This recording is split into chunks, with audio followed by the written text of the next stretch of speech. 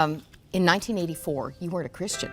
Correct. You say, I was living the good life, big salary, dating the prettiest women on the planet, and scouting out my first Porsche. It was LA law, and I was a rising star, at least in my own mind. Right, right. And I had wonderful offices in Beverly Hills. I mean, they were really nice. And to make a very long story short, it was a Wednesday night, and I would drive home from Beverly Hills to my really nice town home in Malibu and pass that little church Wednesday night, and one day I just felt called to drive in. And I parked, and a pastor just like Robbie here really did an altar call. I'm telling you, under 5 minutes, and I felt so driven to stand up and answer the call. That was November 1984 on a Wednesday night. And you very quickly made Jesus your senior partner. Yes, absolutely, yes. Yeah, absolutely. It's almost 30 years now. I'm still standing. No. Really, quite briefly, I would encourage anybody to read Genesis 13, because it's really the first conflict in the Bible with one person in conflict with another, and it's Abraham in conflict with Lot. And it's Abraham, the uncle to his nephew Lot, that says, hey, look, let's not fight. Allow me to paraphrase for a second. Let's not fight. Look, if you want to look ahead, you go to the left, I'll go to the right. You go to the right, I'll go to the left. And let's resolve this conflict. And Lot, the nephew in essence, looked out and saw the Jordan area and said, this is where I want to go. And he goes off that way, which is close to Sodom and Gomorrah. That's another story. But it looked the best. It looked the best is the point. He chose, the Bible says he chose for himself. You gotta be careful when you choose for yourself, you know what I mean? So anyway, so Abraham goes off to the left in essence, and then that's when in the Bible, God swoops in and blesses him and his descendants forever. I feel the Bible just has so many tools to help us change our hearts. And I say in my book, I talk about the Beatitudes, because you know, when you're trying to get somebody to change their heart, what's a tool? And one of the first tools I felt the Lord gave me was the Beatitudes. And I say that it, you know, I was so excited. It turns out that the Beatitudes are a battle plan to turn the battle over to the Lord. And remember, and I say it in my book, it comes from the Old Testament, the Lord is a warrior, the Lord is his name. So the Lord is a warrior. I mean, the Bible makes that clear, and yes, he wants us to be peacemakers, but he's on our side, okay? So, you know, what's that balance? You have to have discernment. You have to have a lot of discernment. And, you know, and I say in the book, the one that sacrifices nothing for resolution learns and discerns nothing. We are called to sacrifice, and we know who the greatest sacrifice has been, is Jesus, you know, sacrificing his life, so.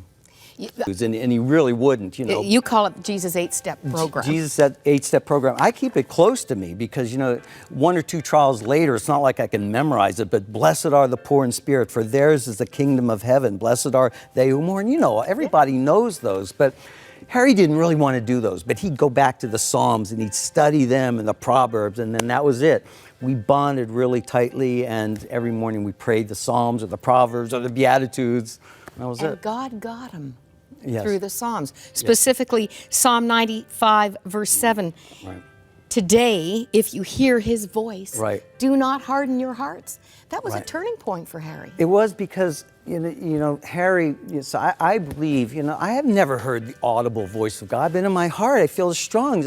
And Harry just felt, he started to hear the Lord in his heart, tell him what to do that day, what's our next step, and he just. And when he read that verse, he just felt that he was hearing God. And so together we just forged ahead. It's that simple. And he was in the fight of his life. Everything was on the line. You know, Maura, it's very simple. When you're dealing with people in the fight of their life, that's when maybe they'll finally consider the Jesus' 8-step program or some of these other tools. Like, they don't have all it takes to make it. Right. They can't do it anymore on their own strength. They need God's strength. They need that Mark 11:22, speak to your mountain, which is your problem, and cast it into the sea in Jesus' name.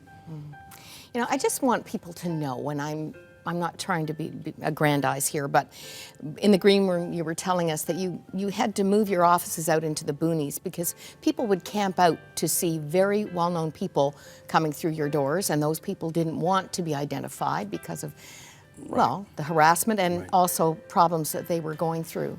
Correct. But here is the beautiful, profound, the first time you were in panic mode. In your job, in the fight of your life on behalf of someone else, you said that you knelt and prayed and asked God what to do. And He showed you what to do. You've never changed that methodology. Well, I call it God's to-do list, and I've been kneeling down for 30 years now, and yes, I just asked what He wants me to do that day, and I felt that, you know, then and all the way up to now, He just gives me the list of things to do, which is kind of tough because I am, you know, I had that personality. Well, what about this also? And let me add this and not that. But I try to stick to His list, God's to-do list.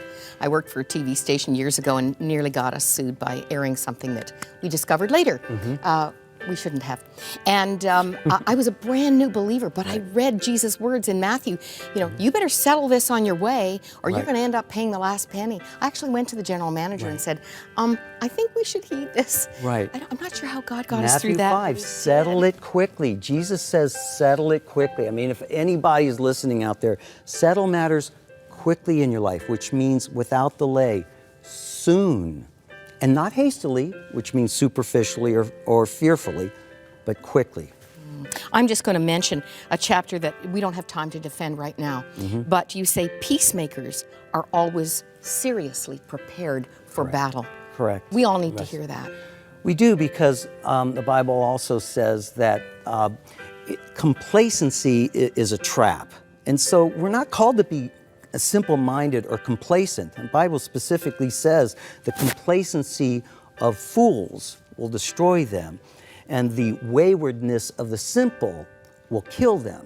So, no, we're still called to be very, very prepared, whether it's how to help your son or daughter with a drug problem or get ready for trial, or you're still prepared. Think of the thing that you need to do to prepare to resolve this conflict in your life. Think the Lord will tell you what to do. Ask Him for the message, the strength, and the guidelines or the to-do list. The way through. Yeah, because you have to be prepared. He's calling us to